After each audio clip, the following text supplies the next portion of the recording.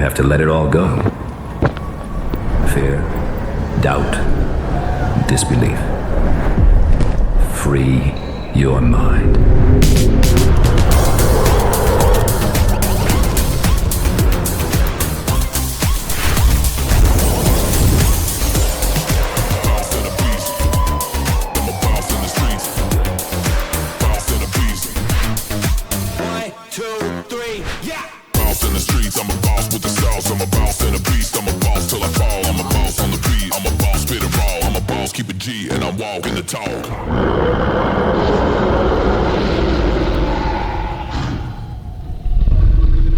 Welcome to Disruptor Confessions. I'm your host, John Ayers. Today's guest is someone who's been telling stories through moving pictures since he was a young child.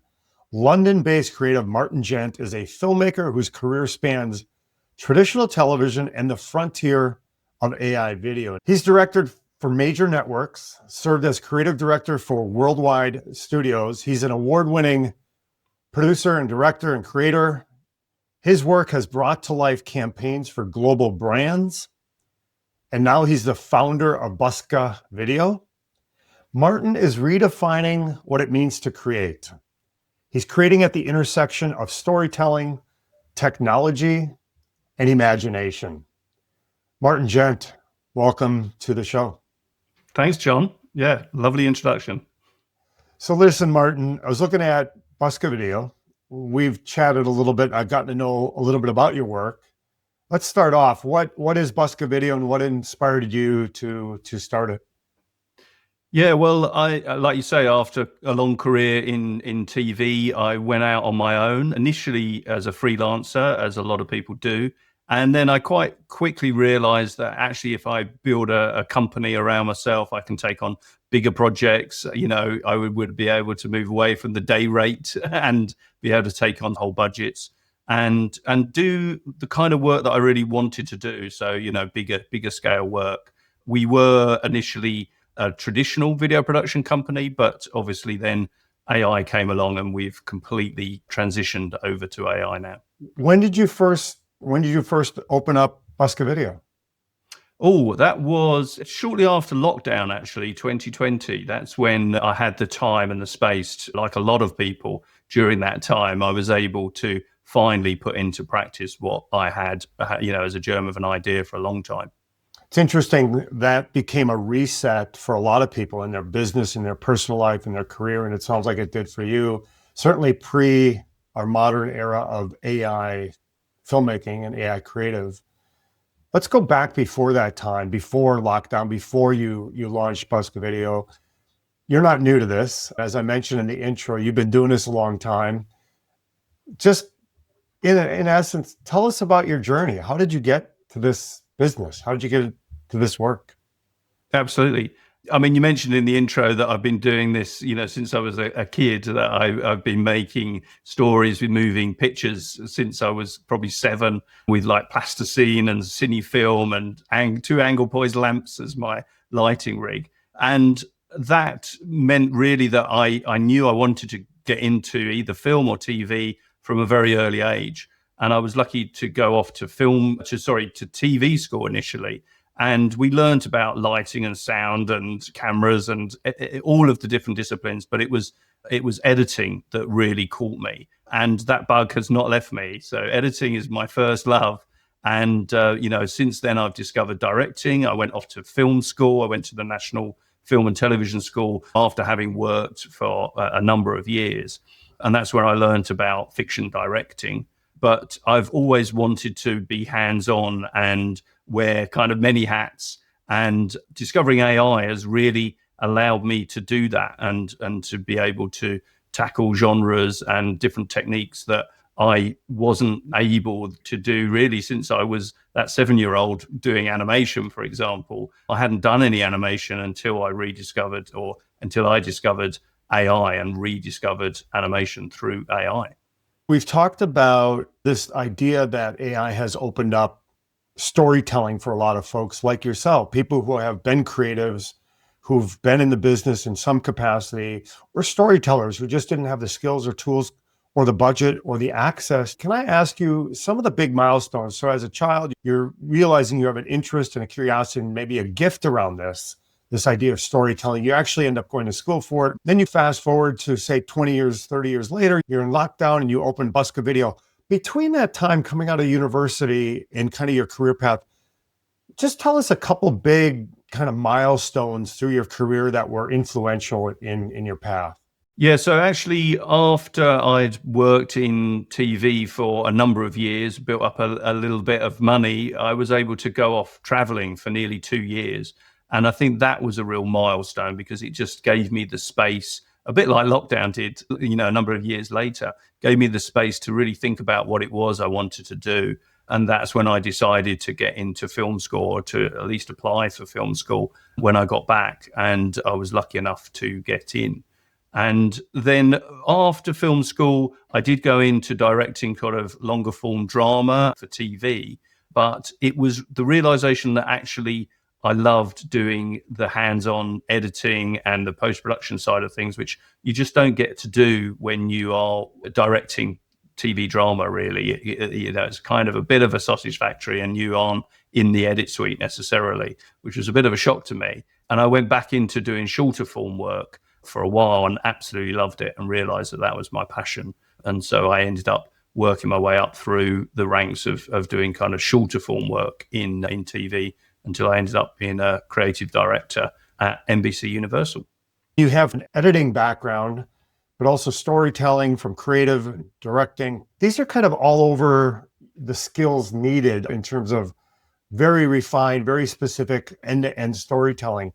Where do you see AI in that process?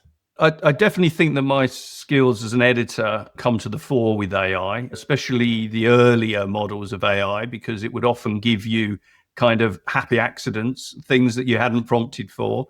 And I think by being able to identify those rather than put them on the cutting room floor like a lot of people would, I was able to see those nuggets and think, oh, actually, I could use those rather than discarding them. And I think that really helped some of my early films, because when you look at those, you might look at them and think, oh, wow, how did he prompt for that particular, very specific thing? Well, the truth is I didn't necessarily prompt for it. It was, a bit like working with an actor who is ad-libbing. It's a happy accident. And if you have got the skills as an editor to realize that and put that in and maybe adjust your story a little bit, then you end up with, real kind of magic happening. So sometimes someone in your craft with all the years of experience and certainly from television to film and directing and editing, you start to get kind of bored or repetitive in your kind of craft. How did AI reignite your creativity? Oh, wow. It was like a creative spark plug suddenly discovering. And it allowed me to have skills that I just didn't previously have, and be able, like I said, to work in genres that I didn't previously have the skills to work in. So, I loved animation and I had done it on a basic level when I was a kid, but being able to actually create something that looked like proper animation and also working on, bigger sort of more epic kind of projects and things that would have required me to kind of organize a big shoot. I'd made short films at film school, but that had been a long time ago. It's, when you're busy and you've got a family and everything, it's difficult to get out there, even if you've got the contacts to shoot stuff, it is difficult. And suddenly I was able to realize some of those ideas through AI. So Martin, we're going to kind of start going into some of the details. I've met with a few other creatives similar to yourself, and they often talk about the tools of the trade. So you have this incredible background from childhood all the way to present, from editing to directing and creating storytelling. Now you're kind of in this world of AI. You're one of the leaders in the space. So there must have been a time early on, which wasn't 20 years ago, but literally just a few years ago, where you were kind of thinking about, well, these AI tools are cool. Midjourney comes out, some of these tools come out. When did you say, okay, this is to yourself, this is not just a tool. AI is going to just change everything the way we do work?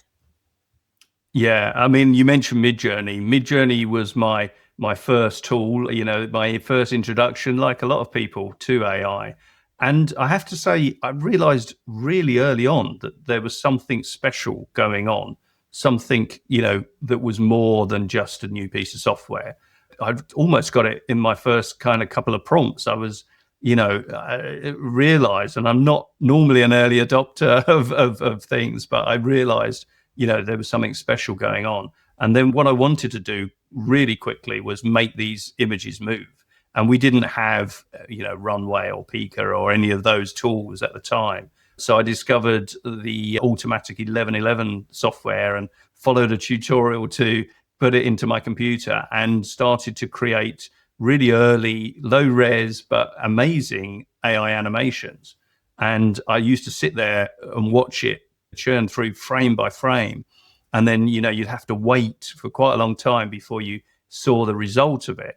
And it really took me back to doing animation and having to send my cine film off to get it processed, because, that kind of magical moment of realizing what you'd managed to achieve, or what you and the AI had managed to achieve together, it really kind of reignited a lot of my, passion for creating.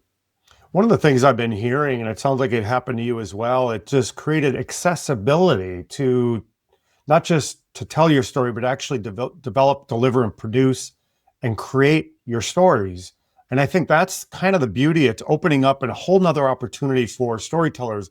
I liken it to the music industry or other industries where it used to be you had to sign a record deal.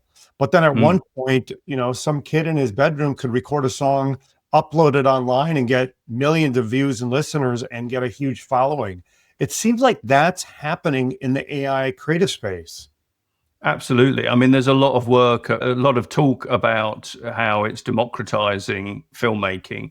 And it's really true. There's people certainly that I've been, following and getting to know as part of the AI community, who are suddenly finding doors opening to them into the film business, who had been well shut out of that whole industry for many years and trying to get their projects off the ground. And suddenly, because they're using these AI tools, they've been sort of welcomed through those gates. So, Martin, we're recording this in November of 2025. When you were starting to play with Midjourney and starting to kind of have that aha moment we just talked about, how long ago was that? Do you remember? That was late 2022. So I think ChatGPT launched November of 2022. So about 3 years ago. Mm-hmm. Now, not that long ago, even earlier this year, character consistency from the scene to scene was an issue. Or it used to be, Google VO launch, it was 8 seconds of video. It seems like everything over the last 2-3 years that we've seen as hurdles in this space seems to be vanishing. It's incredible. It really is. The speed that it's happening. I knew it would improve.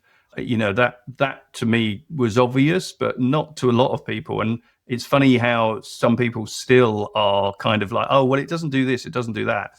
And I think, well, it will next week. It's not going to stagnate. It's not going to stay there. There's so much riding on it now, and there's so many people developing it and improving it. It is going to get better. And I don't think anybody predicted that it would be as good as it is now, even a year or so ago. That to me is quite remarkable as well. The pace of change. It is truly disruptive. It's not disrupting just a person or a job or a role. It's not even disrupting just a company. AI is disrupting entire industries. And the thing that feels different, Martin, is it's the pace of change that you're talking about.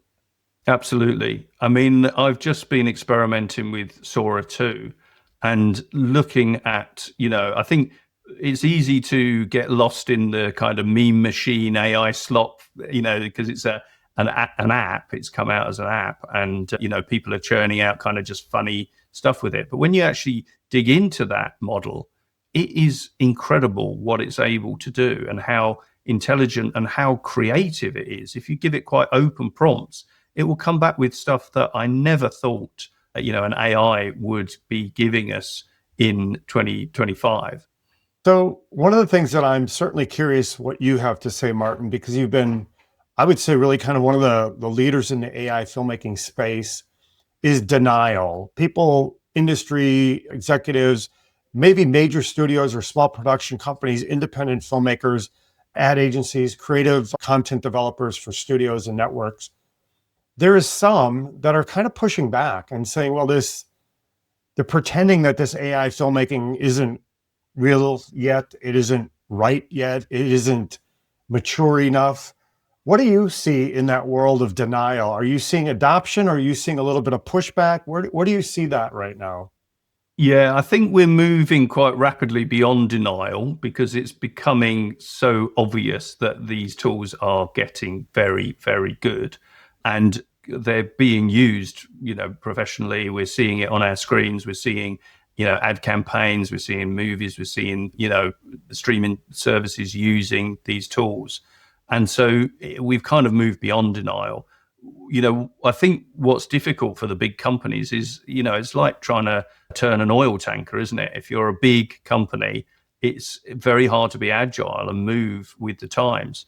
Coupled with that are the kind of legal and ethical issues around AI, which, I think if you've got quite a zealous legal team as part of your company, they're going to be concerned about that. And I've seen that, time and time again, where the legal team is worried about the potential, problems that using AI is going to cause, but not really seeing the big elephant in the room problem, which is if they don't get on board, that is going to be a really big problem. And, that will possibly outweigh some of the other issues. And I get all those issues, they're real issues, but you're finding that the smaller, agile companies are able to get over those in different ways or accept the risk. And, they're running away with it. Martin, you're talking about kind of this. I often think about black and white television and color TV and then internet and video streaming and kind of these stages, if you will. Right now, there's probably a mix of AI and traditional filmmaking. Would you agree that it's kind of a mix right now? Yeah, absolutely. I think, some of the biggest projects that we're seeing tend to be hybrid. It's meaning that you've got human performance at the heart of them, which, it means that you've got a realistic, organic human performance, but you're not completely doing away with the actor, which would be obviously a big ethical issue. You may well be doing away with a lot of the crew because you're able to use AI to fill in an awful lot of the set and, the environment. But you have got a human performance at the heart of it. And you're able in your behind the scenes to still show a camera of people shooting in a sort of traditional way. But when you have a look at that, it's a very stripped down crew compared to what you would have had previously. Are traditional filmmakers at risk? I think they are. I think the ones that don't adapt and start embracing the tools may well be at risk. I think there's a moment at the moment that where if you can use the skills that you've built up in the traditional techniques and still, embrace the AI side of things, then, that's kind of the sweet spot. I always say to people that come on my courses that if you've got those traditional skills, do not discount them, whether it's, editing, sound design, graphic design, motion design, whatever, cinematography. Those skills will be really valuable when you are using AI. I often think about a film set and you have everything from craft services to lighting and stage managers and production sound design, but many of them have storytelling in them. So these are opportunities for them to get into it. Thinking about the traditional filmmaker and the AI creative that is now being produced, I can only imagine that over time, AI filmmaking is going to, far surpass in the future. One of the things that I am very curious, Martin, how you're seeing and what you're doing to ensure that AI filmmaking doesn't appear to be synthetic. Yeah, I mean, this was more of a problem only a few months ago with the older tools. A lot of it is about choosing the right models now, because the models themselves just look more realistic. There's certain ones that look more realistic. Certainly, you go back a little while, adding any sort of analog elements, human elements into the mix. I often used to add real film grain, real smoke and light refraction and stuff like that. That can really help. A human performance, we've already spoken about, how important that can be. I always used to do my own voices if I was using, in the slightly previous style of lip sync. I would record my own voice and make sure that that was then augmented by AI rather than, text to speech, although text to speech is getting a lot better as well now. So I think these tricks, it's also about, like I say, trying to make things less polished, adding camera shake, adding, dirt on the lens, refraction, those sort of aberrations can often sort of sell in a much more realistic feel. I often sense, hearing your answer, that just like a painter or a sculptor or some kind of an artist, they may use a pencil, they may use oil paints, they may use pastel. Each one of them are crafts of the tools of the craft, but provide different results. And it seems like AI, similarly, you might produce like a Pixar animated type film, or you might produce something more black and white, historic, grainy. Can you tell us about piece that you've produced in the past where you played around with some of these tools and tricks?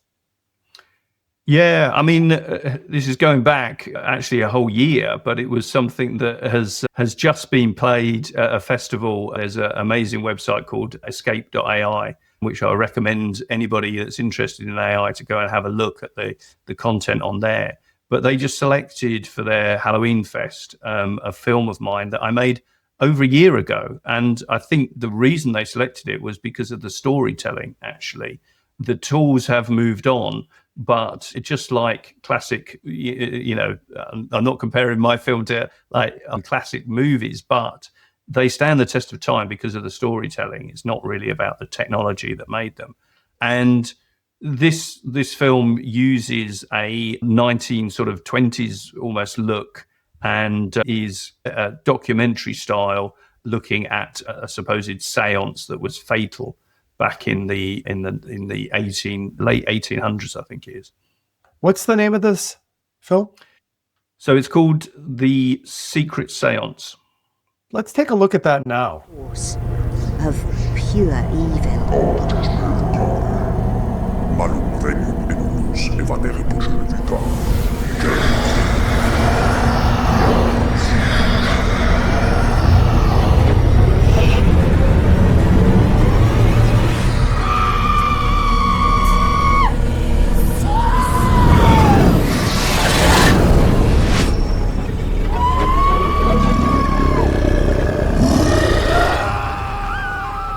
So the Secret Seance, how did AI play a role in bringing that vision to life? Yeah, well, this was going back to really the first time that I saw that AI could give a performance, that AI actors could actually perform. And I remember this as a kind of, oh my word moment. The guy that we just saw screaming at the possessed medium, that was just literally a first take. And that felt authentic. It felt real. It felt human. And that was literally the first time that I had seen that possibility with a model. I think it was Kling 1.6. Most of that film was created with that, although I was using a mix of different tools, as most people do.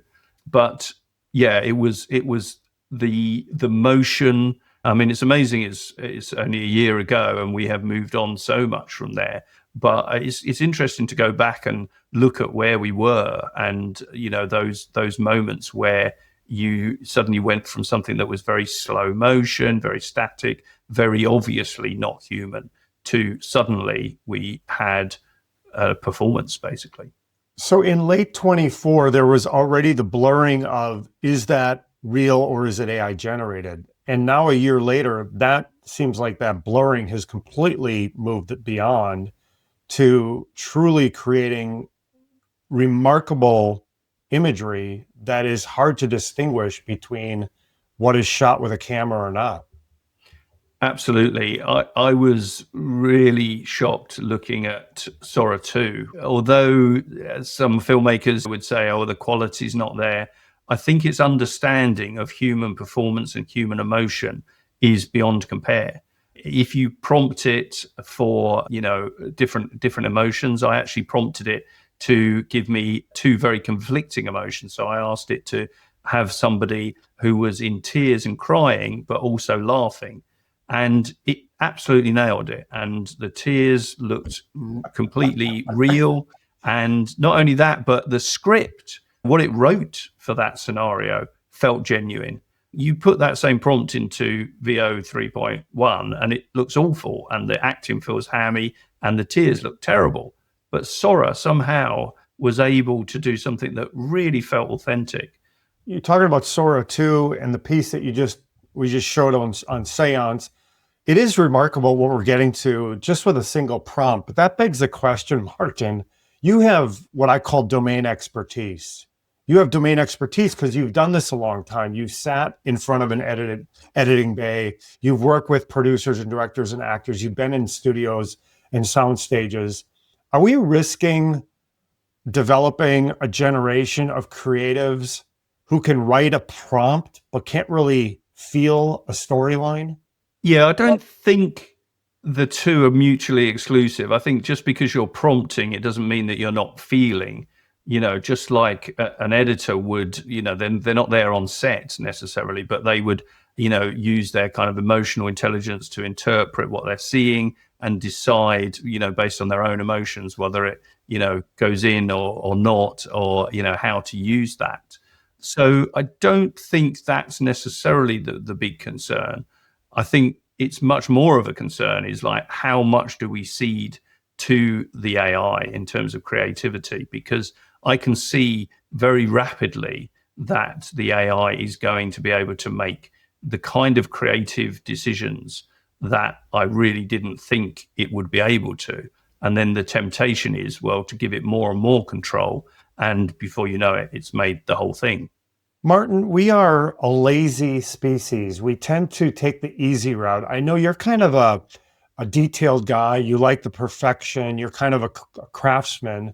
Do you find yourself being lazy sometimes and just letting AI do some of the work that you would normally struggle over? Actually, I find the opposite. I find I'm too much of a perfectionist. And especially when people are watching a lot of this stuff on their phone, I think some of the people that have been really successful have been rapidly putting stuff out on social media and not worrying about the detailed quality that you would need to have if it was on a big screen. But, I'm there looking at it on my 4K monitors and trying to craft it. And I probably do get hung up too much on the details. It's a very hard habit to kick, having been in an industry where it is all about that kind of quality. Martin, I'm going to ask you something that might be difficult for you to answer, but you're not a legal representative. You're not an attorney, certainly not an ethicist. But in terms of ethics in the creative filmmaking process, Martin, if one is creating a film and it's using AI, and it's using an actor or actress's face, who owns the finished art? Well, I would say the devil's in the detail there, because, it depends. Has the actor given their permission and been paid for their image? If it's a purely AI generated performer, shall we say, and you haven't put the name of a famous person in your prompt, I'd always say keep your prompts as clean as you can. Do not put IP, do not put any names into your prompts. Then the answer really is that the filmmaker owns the rights to that clip. There's all sorts of copyright questions certainly around individual images.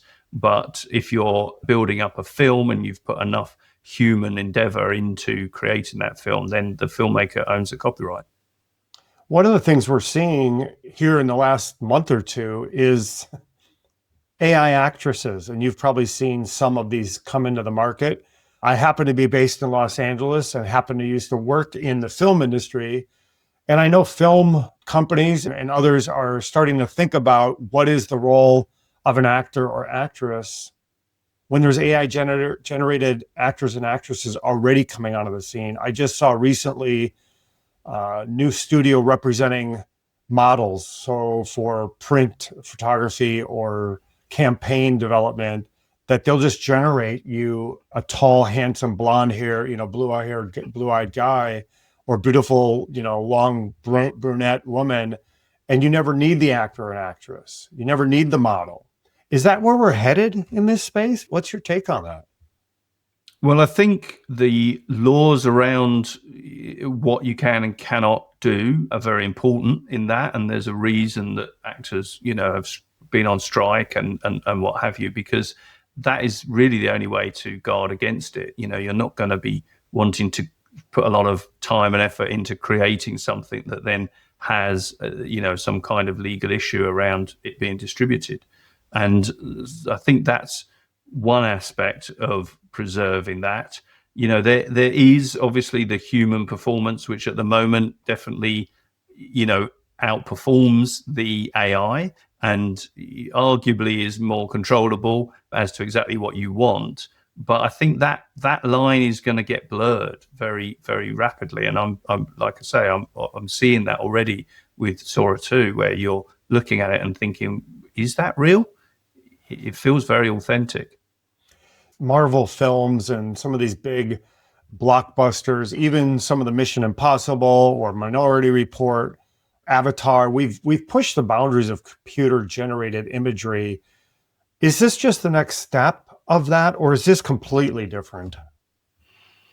I think to a certain extent it is the next step, or it's an adjunct to that. Certainly you can achieve some pretty good VFX very quickly with AI. I know VFX artists, a lot of them hate it because they are looking at the minute details and they can pick up on all of that. But a lot of people aren't seeing that, and probably most of the audience aren't seeing that. And there's a lot of obsession around those details, but those details won't be there in the next model or the one after. So I don't think that's going to save VFX artists necessarily, which I don't celebrate that at all. I totally appreciate that people have put a huge amount of effort and they've got a huge amount of craft, and suddenly a new technology comes along that makes that, obsolete.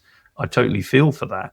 I think there will still be a lot of things that you can't do with AI just because it's less predictable and it's got this aspect of uncontrollability to it, where if somebody is saying, can you move that 2 pixels to the right? Well, you can't necessarily with AI do that, whereas you can with a more traditional workflow. Yeah, no, that completely makes sense. That kind of goes back to, kind of merging the two capabilities of traditional and digital AI filmmaking together. We're talking a little bit about, how disruptive is this? And I'm very curious what you're seeing in terms of the big studios. I'm thinking about the big major television networks, the big film studios, Hollywood, if you will.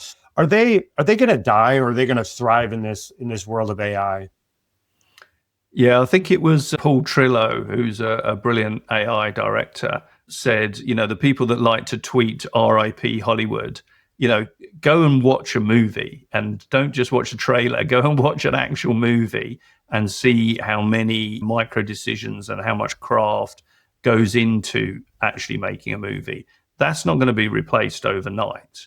There's a lot of nuance and things that you can't easily achieve at the moment. I never say never with AI, because I've been surprised so many times. And you can see the trajectory that it's getting exponentially better with each model release. But I think Hollywood is going to adapt. They're not going to be the first adapters or first adopters, but they've got deep pockets, and they will be able to, buy up these AI studios that are starting to spring up now and absorb them. I'm sure that will happen. But I do think that there will be a space for new voices and new creators. They've got to work out a way of monetizing that and distributing it. But, I think there's, it's a big world and there's a lot of eyeballs out there. So hopefully there's room for both to thrive still. But I don't think Hollywood's going anywhere. Well, one of the things I saw on Buska video that really attracted my eye, and I'm curious, one, when you did it, how long ago, what was the inspiration for it? I think it's called Storyboard Pursuit, where you have hand-drawn sketches coming to life. Can you talk a little bit about that piece? Yeah, that really grew out of it was a new feature, and this often happens with AI. A new feature comes out, and this one was called structure reference, which basically means you can put in an image and it will follow the outline of that image, but create you a whole new image based on the structure of the original one. But if you prompt for it to be in full color and the original image was just a black and white sketch, then you would get the outline exactly the same in full color. And that had just come out, and it made me kind of realize that, oh, hang on, if you put in a storyboard sketch, you would be able to cut to a full, back then we all thought it looked, realistic, full color realism. It doesn't when you look back at it now, but, it was a full color image. And if I then animated that full color image, you would get this sort of magical moment where the storyboard turns into live action. And that was the spark of the idea, really. And then I just sort of went down the route of trying to make that work. Well, I absolutely love it. Let's show a little clip of that now. Storyboard Pursuit.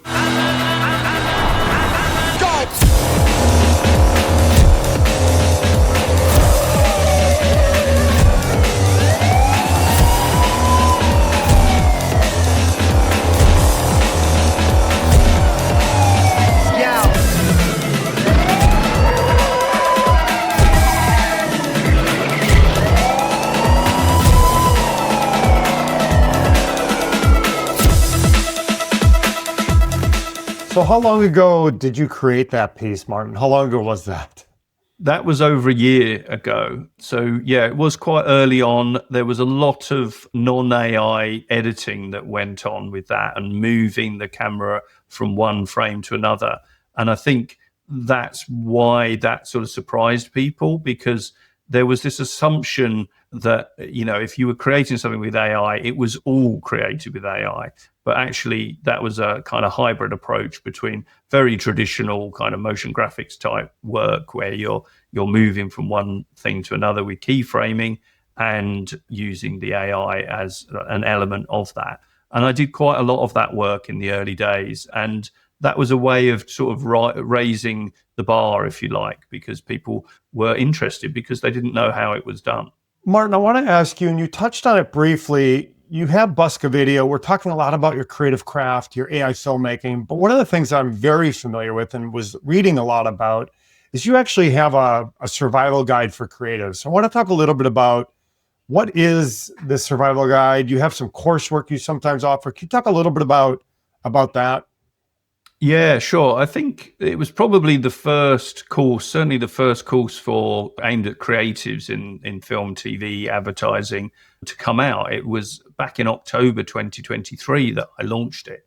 And that was from a realization that people, professional creatives were going to need to start learning about these tools. And back in those days, I could literally introduce people to every tool there was because there were so few. And as the years went on and the months and months went on, I was putting more and more into it. And up to the point where I realized this was just overwhelming people. People were already coming to the course feeling overwhelmed. And I needed it was my job to not overwhelm them more. And so I had a moment where I was like, right, I'm going to start teaching this course much more hands-on so that people can actually start using the tools, because that's the only way, you start to properly learn them, but also experience that kind of magic and wonder of what you can actually create. You need people to get their hands on the tools to have that, and then they become enthusiastic about AI, and then they aren't intimidated by it and overwhelmed by it as much because they're excited to find out what that other tool is in this one and that one, because they're actually part of the process and they're creating. So I've changed the way that I approach it, and I get everybody on the same platform and using the same tools, and do a very gradual sort of introduction to that platform, which has, like a lot of these aggregated platforms, has got a lot of options in it, a lot of different models that you can try, but we're all using that same tool. And I found that's a good way of avoiding that kind of overwhelm, which is a real thing. So one of the things that I noticed, we were talking about storyboard pursuit, so thank you for sharing that. But in your coursework, you actually worked on a piece, I think it was called Albert's Adventure. Is that correct? That's right, yes. Tell me about that. It's a really great little piece. Yeah, it's fun. It was really when I was putting together a creative exercise for the students to actually achieve during the week that we do the course. And I had fun myself. It was a good excuse to create a short piece. The idea is that it's one character, although if you count his cat, is two. And it's just a very simple little story. But it's a way of students coming away feeling like they've actually achieved something, told us a basic story, and by doing that have understood, how to, originally it was like how to create a Laura, to train a model to create a character. Now you're looking more at tools like Nano Banana to be able to, create those consistent characters in a different way. But the principle's pretty much the same and allows you to start to tell a story. Let's look at Albert's Adventure. Some days, Albert wondered, were his best years behind him? The world on his TV looked more exciting than the one he knew. Then he realised. That's it, Mr. Pickles. It's time for an adventure. And so, together, they ventured out. Through lush forests, over snowy mountains, down wild, rapid rivers, until they finally found a place where they could relax and dream of home. So your online courses, you're doing AI filmmaking, you're a busy guy, you're certainly one of the leaders. What is the Creative AI Network? Because I saw that as well. Can you talk a little bit about the Creative AI Network? Yeah, so the Creative AI Network is a non-profit organization that I am a co-founder of. There's 4 of us that got together in August of 2024 and decided, off the back of a Curious Refuge meetup, actually. Curious Refuge, one of the biggest training companies out there for AI, and they organize meetups. And we had a meetup, and off the back of that, we're basically saying, we all enjoyed meeting so much that we wanted to do more of it. And we built the Creative AI Network around this idea of a group of, AI enthusiasts who share ideas, share knowledge, and also socialize and get to really know each other. And it's been a massive success. At the moment, our meetups have really focused on London, but we would love to be able to expand. It's always difficult to find the time to organize these events, especially on a non-profit basis. But it's something that, all of the founders are really passionate about. And we're starting to get support now from, different platforms and different people in the industry who are providing places for us to host events. It's really exciting to be in a room full of like-minded creators who are all kind of struggling with these tools and discovering them together. Well, as we wrap up, I want to ask you a few more questions about that. So I think there's a lot of folks coming into this space of AI filmmaking, AI creative. First question, do you call it AI filmmaking or do you have another term? No, I think AI filmmaking is correct. But that can be not just film, it could be short film, it could be television, it could be animation, it could be product TV commercials for advertising, correct? It kind of is all encompassing. Yeah, I mean, a good point about that is that I don't think it will be called AI filmmaking for very long. If you look at color television, for example, nobody calls it color television anymore. Nobody calls it HD video. It's just video. It's just television. And that's going to be the same for filmmaking, I'm sure. AI is going to fall away.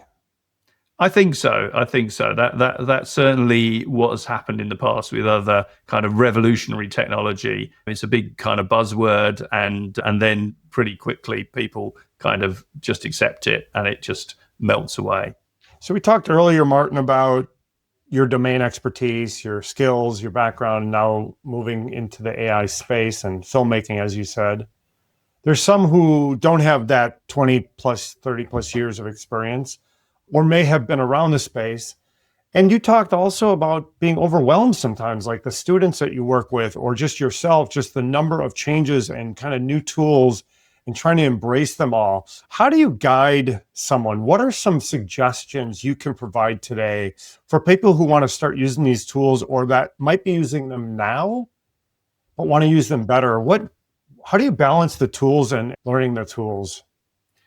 Yeah, I mean, I think it's been a great bonus now that we have these aggregator platforms like FreePick, which I'm an AI partner with. So FreePick is my kind of tool of choice as an introduction, because you've got the chance to try a lot of the other models in there via the APIs, which means that you can experiment and you can try a little bit of this and a little bit of that without having to necessarily have a subscription to each of them, because these subscriptions add up. And that is a real issue, especially for freelancers, who are having to make a decision about what they're going to actually spend money on before they've even necessarily had a chance to try, the different models and actually see what they're going to be able to produce with them.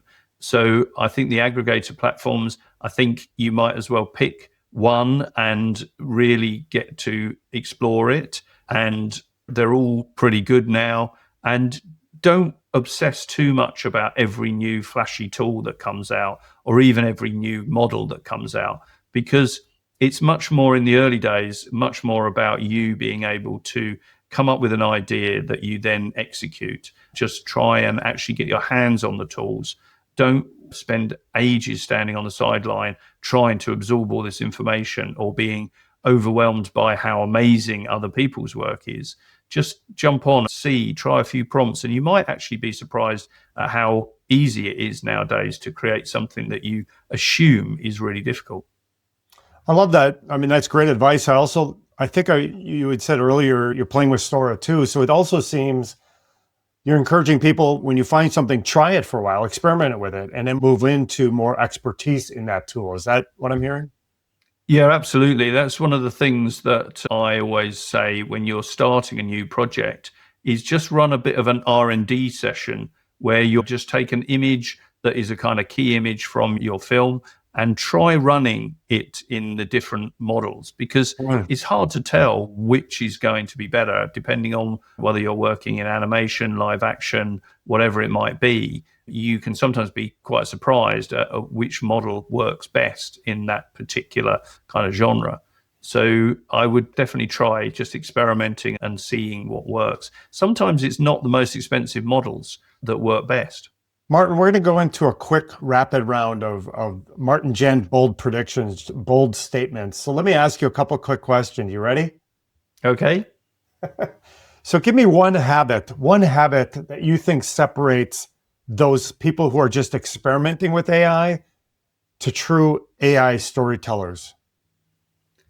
Yeah, I mean, I think, and I'm guilty of this, it's just as much as other people, is having the sort of the patience to actually create a story rather than just put out a test. So something with a beginning and a middle and an end, and, not just a trailer or a little test of something, a 1 or 2 shot thing. It's very tempting to sort of put that stuff out, those little tests, just to kind of feed the social media machine.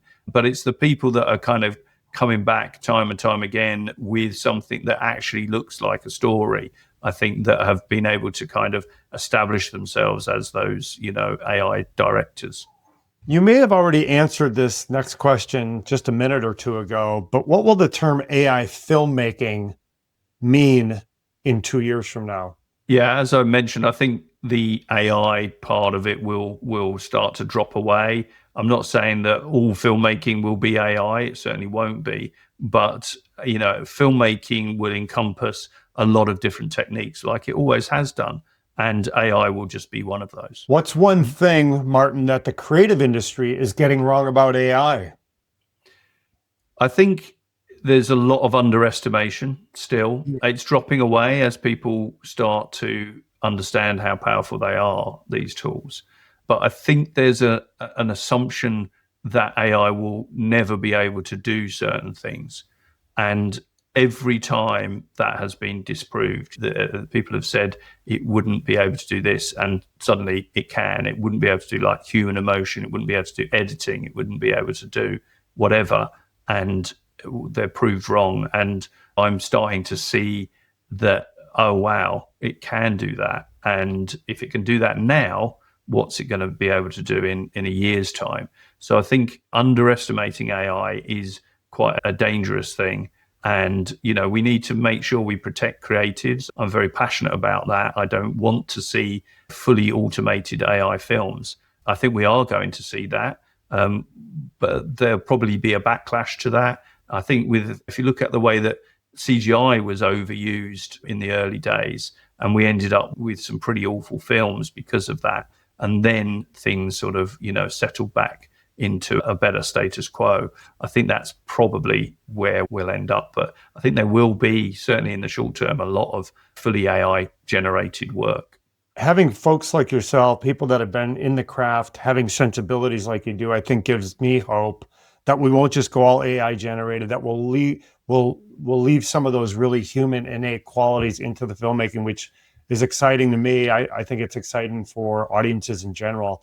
Can I ask you about the word disruption? What does disruption feel like to you? Is it emotional? Is it creative? Is disruption existential for you? I think it's a little of all of them, if I'm honest. It's certainly in those early days, it was about creativity, and it was just all exciting. And there wasn't the sort of existential threat, because it clearly wasn't going to replace anything in those early days, but it allowed you to do things and start to sort of make work really hard to make it look a bit better than it was. Right now, it's almost like too easy to create something that looks really real. So you've sort of lost that joy of being able to crack the code and do something that amazes people. It's getting harder and harder to kind of amaze people with AI. And, you are starting to see now, it will be able to do this or that. So things that we thought were uniquely human. But, hopefully there's still plenty of room for humans in the loop for some time to come. One more final reflection from you, Martin, if I could ask. What's one confession you would share about AI and creative process? Yeah, I mean, I think it's fair to say that I get overwhelmed just as much as other people by the sheer torrent of new stuff that is coming out. I think that's important for people to understand. And I think it's becoming a real issue, especially for people that haven't got on board yet and haven't been able to find their way into this AI space. Because it's like standing and watching a fast moving train. How am I going to get on that? And even worse, you don't even know which train to get on because there's so many. And, that is really disturbing for people, especially when their livelihood is at threat. And so I get that. I totally get that. And, that's what I try and address really with the Gen AI Survival Guide. Fantastic. Martin, Gent, thank you so much for joining. Really a great conversation. I hope people listening got something out of it. I think there's some great insights. Certainly your background has proven out to hold a great wealth of information and knowledge as you enter into the AI filmmaking space. People want to get a hold of you. They can go to Buska Video. Is that correct? They can go to buskavideo.ai. They can also find me on LinkedIn. I'm very active on LinkedIn. Yeah, I think actually that's where I found you. You and I connected on LinkedIn, and then we chatted from there. So please, if you're listening, if you're watching, go to buskavideo.ai, find Martin online on LinkedIn, And Martin, I can't thank you enough for joining us. I do appreciate the time. No, it's been a real pleasure. Thanks for inviting me. And for those of you watching and listening, thanks for joining us on Disruptor Confessions. As always, we ask you to subscribe, follow along. You can find us on Substack as well. We do appreciate your support. Thanks again.